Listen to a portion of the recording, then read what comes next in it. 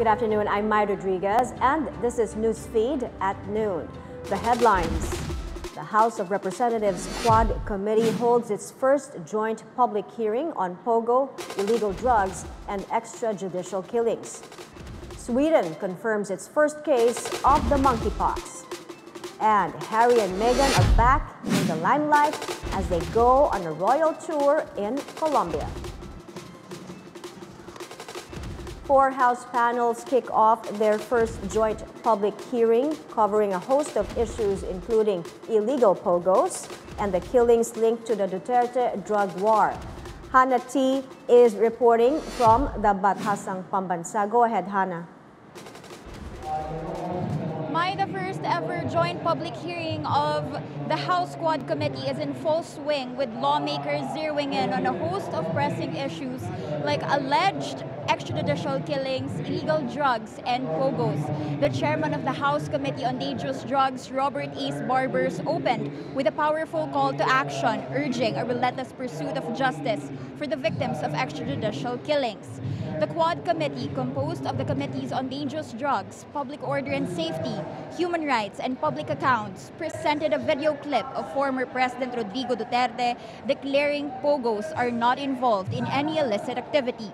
But the video took a sharp turn when it showed crimes linked to Pogos like sex trafficking, kidnapping, murder, torture, and various scams.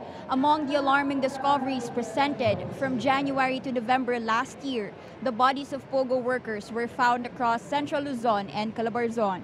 A ₱1 billion money laundering operation tied to Pogos was also uncovered. Foreign nationals were found to have stolen the identities of Filipinos to own businesses and even run for political office.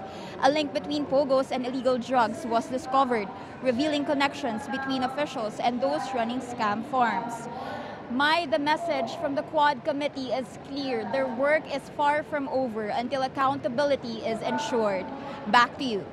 Thank you, Hannah T. reporting there that inquiry is being held in Pampanga. The Philippines and Singapore signed 2 memorandums of agreement on health and maritime security. The MOU were signed during a meeting in Malacanang Thursday between President Bongbong Marcos and his Singaporean counterpart, Tharman Shanmugaratnam. Singapore's leader is in Manila for a 3-day state visit, his first in the country. He was Senior Minister and Monetary Authority Chair before winning a historic landslide victory in Singapore's presidential elections in September last year. Senators tackle spousal rape and sexual harassment at work in a hearing on Thursday. Agatha Gregorio gives us the details. Not everyone is aware that no means no, even between a husband and a wife. Hindi naman siguro matawag na rape yun kasi mag-asawa yun eh. Sa mag-asawa kasi para hindi naman kasi mag-asawa nga sila eh. Para sa akin hindi po kasi mag-asawa po sila eh. Even a lawmaker showed some surprise when they learned that forcing intercourse upon your spouse qualifies as rape. So paano mo masasabi yung no is no? Akala mo lang nagpapalambing o... Mahirap po ma-distinguish kasi minsan ng babae, minsan parang ayaw pero gusto naman. May ganun. Ano po ba yun? Ano po ba ang kawawa naman kami? Ang depensa namin. O kung kami naman halimbawa ang wala sa mood, meron ba kaming karapatan mag-no? Yung no means no applies to both genders. So pag sinabi ng husband, no, hindi siya pwedeng i-force nung asawa. The anti-rape law of 1997 states that any man or woman can commit the crime through force, threat, or intimidation, or when the offended party is deprived of reason or otherwise unconscious. But a provision in the law called the Forgiveness Clause states that if the legal spouse is the offender, the penalty can be removed if the offended spouse forgives the offender. During the hearing, Senator Robin Padilla also asked what could be done if a wife continues to refuse requests for intercourse. Attorney Lorna Kapunan, who was invited as a resource person, pointed out that this was now a matter of mutual respect. Hindi po obligasyon ng isang wife, sabi mo, is to serve the husband. Ngayon wala nang obey ng husband. Regarding the so-called forgiveness clause, a House bill was filed last year to repeal this to protect rape victims against coerced marriage. But this has yet to be put into law. Other than spousal rape, workplace sexual harassment was also discussed during the hearing. Padilla expressed the need for a law to focus on the so-called power play that happens not just in the entertainment industry, but also other workplaces. The senator says he will monitor how the Philippine Information Agency and Education Department will conduct awareness campaigns. Kaming mga artista ngayon na nandito, gusto po naming ipaalam po sa inyo na talagang nangyayari po talaga ang sexual harassment sa industriya namin. At marami din po akong nabasa, marami din po akong napag-aralan ng mga kaso na nangyayari din sa ibang mga opisina at minsan sa gobyerno pa. At kadalasan din sa mga paaralan. Agatha Gregorio, Bilyonaryo News Channel. And joining us now via Zoom is KJ Catequista, Secretary General of Gabriella Women's Party. Good afternoon, Ms. Catequista. Good afternoon, Ms. Mai. Ayan, good afternoon po sa lahat ng nanonood sa atin today. Right, first of all, KJ, what is your reaction to what transpired at that Senate hearing and Senator Padilla's position on the issue? Actually, while watching the clip, natatawa ako at nalulungkot actually because hanggang ngayon ay masyado pang sa panahon ng 2024 may advancement na, malaki na yung advancement ng women's rights, pero si Senator Padilla ay nabubuhay pa rin sa panahon ni Kopong-Kopong na parang kung saan ang pagtingin pa rin sa mga kababaihan, especially sa kanilang mga asawa, ay property o pag-aari ng lalaki na anytime na gusto niyang makipag-siping or anytime na gusto niyang malambing yung kanyang asawa, ay pwede niyang gawin yung kanyang gustong gawin sa kanyang asawa kahit na ayaw ng kanyang asawa. Of course, we from Gabriella Women's Party vehemently condemn this kind of statement from Senator Robin Padilla because of course this statement gives a connotation sa majority ng maraming Pilipino na it's okay to have sex with your wife kahit na ayaw niya, or even with your partner kahit na ayaw niya, so parang hindi nakakatuwa at talagang nakakatakot yung ganitong mga pagtingin, lalong-lalo na sa isang senador. Yes, KJ, I'd like to touch more on that. It's very surprising because no means no, and it seems a lot of people still don't get it. Yes, actually, that's alarming, Very, very alarming, especially now na of course marami namang access sa media, maraming access sa internet, kung paano tinitingnan yung karapatan ng mga kababaihan. And it's still nakakatakot and very, very alarming na kahit may mga babae, na batay doon sa pinakita niyong clips kanina, merong babae na parang sinasabi okay lang kasi karapatan ng asawa na makipag-sex sa kanya anytime na gusto niyang makipag-sex, na nagsiset talaga siya ng nakakatakot na notion na marami-rami pa ang kailangan natin at malayo pa yung kailangan talagang tulungan ng women's movement, especially here in the Philippines, para ipaglaban at turuan ng kanilang karapatan ang mga kababaihan. KJ, paano ba natin ito i-address as a nation, as a people? Kasi especially it's one of our senators in a public hearing and insisting on the supposed natural sexual urge of a husband. Yung ganitong sa bunganga na mismo ng mga senador o sa bunganga na mismo ng mga lawmakers natin na naririnig yung ganitong mga salita. Kasi nagbubukas siya ng venue talaga for us, for women's organization and for many women's rights fighters para ituruan, bigyan ng kaalaman, dagdag na kaalaman yung mga kababaihan sa ano ba yung ibig sabihin ng consent. At the same time, paano natin ipaglalaban talaga yung karapatan ng mga kababaihan. Actually, yung binabanggit kanina, no, yung masyadong sinauna yung 1997 na rape law, no, dito sa Pilipinas. Kami sa Gabriella Women's Party, actually, nag-file tayo ng amendments, yung House Bill 401 ng amendments dito sa anti-rape law para bigyan talaga ng emphasis, no, yung pagbibigay ng diin sa ano ba yung definition ng rape. At the same time, tanggalin na yung mga sinaunang clause, yung particularly dyan, yung yung 2666 at saka yung 2660, na parang kapag pinatawad ng biktima yung perpetrator or yung rapist, ay okay na, wala nang kaso. Or even, kapag nag-offer ng marriage yung perpetrator doon sa victim, ay okay na. Parang baliwala na yung panggagahasa. So, ang sinasabi mo, hindi sapat ang batas natin to protect a marital partner from sexual violence. Hence, kinailangan ng amendment na final ninyo. Yes, of course, hindi naman laging sapat ang mga batas. Kasi lalong-lalo na, karamihan naman ng mga batas na ginagawa dito sa ating bansa ay tawag dito, hindi din talaga sumasapat, no, para sa mga biktima. No? Ang isang sinasabi pa nga natin dito, yung nilalaman kasi ng amendments na gusto nating mangyari, ay yung pagpapalawak, yung broadening the definition of rape, no? Pati yung usapin ng lack of consent, pagbibigay diin talaga sa lack of consent. Kasi minsan, sa kadalasan, no, sa usapin ng rape, kailangan pa talagang ang biktima ang magpo-provide ng ebidensya na siya ay biktima.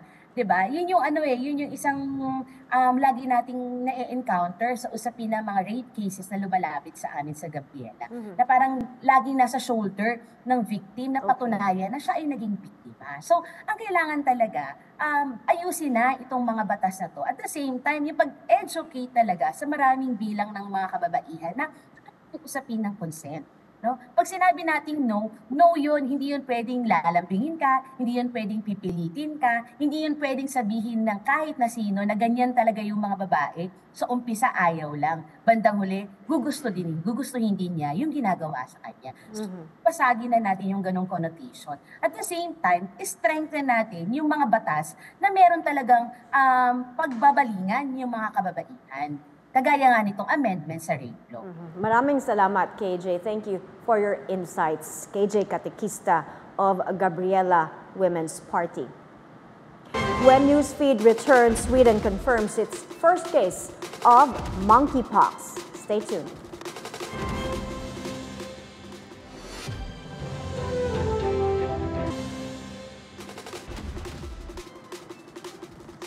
You're still watching Newsfeed at noon. There's a long weekend ahead next week after President Bongbong Marcos moved the observance of the Ninoy Aquino Day from Wednesday, August 21 to Friday, August 23 through Proclamation number 665. Marcos says the move will also encourage domestic tourism while maintaining the significance of the day. Meanwhile, Quezon City will have 2 long weekends as it has declared Monday, August 19, a special non-working holiday to commemorate the 144th birth anniversary of its namesake, former President Manuel Quezon. Senate President Francis Escudero reiterated the Senate has no plans of reducing the number of holidays in the country. In today's interview with At the Forefront, Senator Escudero clarified the Senate plans to simply limit the number of special non-working holidays. We don't want to add to the holidays, but we will not subtract or deduct from the existing holidays. That is a long debate that will probably take decades to discuss or settle. So why do we want to limit or add to holidays? Number one, right now we have 21 national holidays. On average, each local government unit has 2 holidays, local holidays. So you're talking of the municipality or city foundation day, the provincial foundation day. So that's a total of 23 holidays. Usually the president declares a day sandwiched by 2 holidays as a holiday or right after a holiday. So usually, for example, the president declares January 2 as a holiday. Usually December 26 is declared as a holiday. So roughly 25 holidays thereabouts in a year. Escudero also addressed the issue on the transport modernization program. He previously called for a suspension of its implementation. I'm meeting with Secretary Jimmy Bautista in order to thresh these out, because clearly the DOTR is not fully prepared to modernize all of our jeepneys. To give you some stats, Karen. We have about 200,000 jeeps. The promise of government is to give them 280,000 each by way of assistance to the down payment of these modern jeeps. So you need a total of about 57 billion to give to all these 200,000 jeeps. The amount of money released so far by the DOTR is only 8 billion. It's a far cry from the 57 billion needed. They promised to approve a route plan in all the 1,600 municipalities and cities. They have thus far approved only 11%, and only 71% of those cities and municipalities have actually submitted a route plan. LTFRB hasn't studied how much the fare will be in each route, so to ensure that they can actually pay whatever they promised to pay by way of the modern jeepney they purchased. And finally, they should evaluate the old jeepneys to add to the down payment they can give to these new jeeps, and find out how much they will pay also the owners and operators of these old jeepneys to ensure that these old jeepneys will not be used as a colorum. On Vice President Sara Duterte's criticism of the administration, saying that Filipinos deserve better, Escudero says some of her criticisms are unfair. But some of the criticisms initially hurled by the Vice President against the President are unfair, to say the least, because the President has been in office for only 2 years. Now, if the previous administration, her father, who sat for 6 years, was not able to come up with one for 6 years, then why expect the President to come up with one in 2 years?